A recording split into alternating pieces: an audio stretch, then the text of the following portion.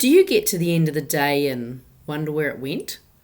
Being productive is one of the most common challenges faced by managers, and it's something that I get asked about a lot. So let's talk about the most common productivity culprit and how you can show that culprit the door. I'm also sharing some not so well known but proven strategies for boosting your productivity and helping your team to focus on what matters most. Let's get started, shall we? Well, hello, all you beautiful people, and welcome to Project Joyful, the podcast for health-centered leaders. I'm your host, Tracy Tutty, your medical herbalist, neuro-identity evolution practitioner, and high-performance coach. So hey, Project Joyful isn't just about being happy. It's about consciously creating a life you love. It's about remembering how to reconnect with your soul-centered joy. You know, that joy that comes from doing what you love, from living on purpose, and from being in a life that allows you to experience deep joy, moment by moment. It's also about bringing that joy into your workplace and using your skills as a health-centered leader to heal your team. So let's get started, shall we? When you look back over this last week, how would you rate your productivity? If you chose a number between 1 and 5, with 1 not being productive at all, and 5 being I was off the charts productive, where would you be? And how do you feel about the score that you just gave yourself?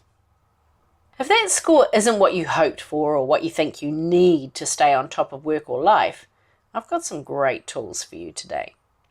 Not being as productive as we'd like to be is a common challenge. According to the Task Management Trends report, workers report that they're working on tasks associated with productive work just 53.3% of the time. The main culprit? Well, it's no surprise there. It's interruptions and distractions. Workers reported an average of 31.6 interruptions a day, and they attended an average of 25.6 meetings a week. This resulted in losing 2 hours of productive work time each day on average. And that's assuming your meetings are productive meetings. Now, researchers at UC Berkeley found that it can take between 8 minutes and 25 minutes to get back to the matter at hand following an interruption. So if we're getting interrupted up to 31 times a day, well, those interruptions are practically a full-time job. If you manage a team, being interrupted can be part of your day. So if you're wondering how to manage your team and still be productive, don't worry, I've got you covered. You see, here's the thing. We often confuse being productive with being busy. In fact, we tend to celebrate people who are super busy. It's something we open conversations with like some sort of badge of honor, and look out if you don't seem busy. Rather than getting curious around how they've managed to dial in their day, we think that those people actually don't do anything. Taking the high performance habits viewpoint, being productive is about getting those things that matter done on a timely basis without compromising your relationships or your well-being. You see, it's not about jamming more stuff into your day, waking up agitated because you're already mentally cycling through your extensive to-do list. It's about alignment. It's about being really clear about what you're delivering and when it needs to be delivered by. Then investing the time to break that deliverable down into bite-sized tasks that have a beginning, a middle, and an end. So you get to feel great every time you tick those little tasks off. Want to leapfrog the steps needed to deliver your outcome? Then discover the Keystone Action. A Keystone Action is that one thing which will make all the other tasks easier, quicker, or it will alleviate the need to do some of the tasks. So as an example, when I'm creating a podcast episode, the thing that makes everything more efficient is spending some time up front determining the 5 key points that will deliver that episode topic. The next step is the research that supports those 5 key points. I had an interesting conversation with a client last week around productivity. She was focused on all the things she needed to get done, and all the things were leaving her feeling anxious. And here's why. Your mind has just one job, and that's to keep us safe. So anytime we feel anxious or overwhelmed by the magnitude of the things that need to get done, we turn on the survival switch. We are now in fight, flight, or fawn.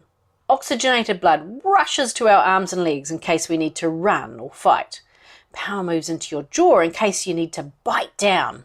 Anytime you're aware of aching in your jaw, it's a clue, because stress leaves clues. So it's time to regulate your nervous system rather than get that head down and push through. I know it seems counterintuitive. You want to do anything other than rest up. But that's exactly what needs to happen. When we're fighting for our lives, and that's what your mind thinks is happening, operations are run by your amygdala. It's emotion-based. It's reaction-based. It's your survival mechanism. It helps you to become single-minded, focused, also known as tunnel visioned. You won't see the keystone action. You're not engaging your creativity or your reasoning. They're different parts of your brain. And because you're on red alert, those parts of your brain don't get a look in. Want to be more productive? Do something different to your habitual response. Breathe. Regulate your nervous system so you can think outside the box. Get really clear on the one thing that matters most. Not the 12 things vying for your attention. That one thing. Now, what's the one action that will leapfrog you to that outcome? Just focus on doing that. Don't worry about all the other stuff. Just focus on that one thing. Do that, then create some distance.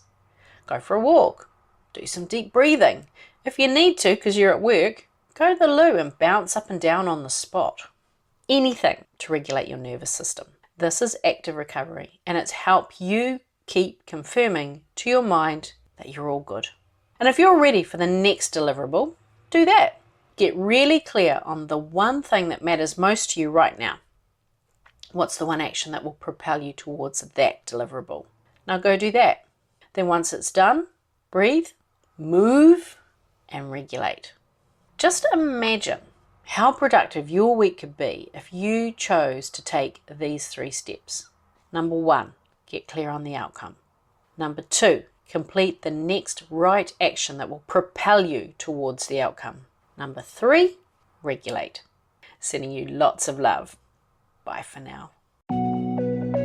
Hey, thanks for listening to today's podcast. Can I ask you a favour? If our conversation spoke to you today, could you please take a moment to leave a 5-star review? Your review will help people discover this podcast, and together we can create a world where there's even more love and more laughter. And if you want to hear more from the Project Joyful podcast, just click the subscribe button. Bye for now.